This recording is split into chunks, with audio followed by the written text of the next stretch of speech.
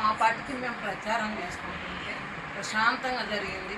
అందరం భోంచేద్దాం కదా అని ఒక ఇంటి దగ్గర ఆగాను. ఒక్కసారిగా మా మీద దాడి చేశారు. ఆడవాళ్ళని కూడా చూడకుండా ఇది ఏమన్నా బ్రహ్మారెడ్డి ముఠాకి ఏమన్నా న్యాయంగా ఉందా? పరిగెత్తుతూ మేము పడిపోతే నా చెయ్యి ఫ్రాక్చర్ అయిందో ఏమైందో తెలియదు. విపరీతమైన నొప్పి లేస్తుంది. ఒక్కసారి ఆడవాళ్ళ మీద దాడి చేయటం ఒక నాయకుడికి అతని కార్యకర్తలకి ఇదేమన్నా మంచి లక్షణమా? ఇదేనా నువ్వు తీసుకొచ్చే మంచి మార్పు అంటే?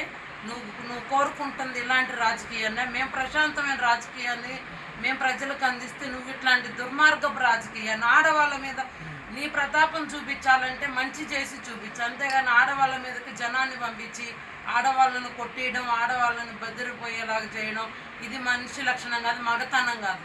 నీకు దమ్ము ధైర్యం ఉంటే చేత అయితే ప్రజల్ని కాళ్ళ బతిలాడుకొని మంచితనాన్ని చూపించుకోవాలి. కానీ ఇలా ఆడవాళ్ళ మీద పంపి రోజు ప్రశాంతంగా ప్రచారం చేస్తుంటే ఈ సిరిగిరిపాడు వచ్చిన తర్వాత ఈ రాజకీయ కక్షలు ఏంటి అంటే కడుపులో మీరు ఎంత కుట్ర పెట్టుకుంటే ఒక్కసారి మేమందరం ఒక చోట ఉన్నప్పుడు దాడి చేశారు.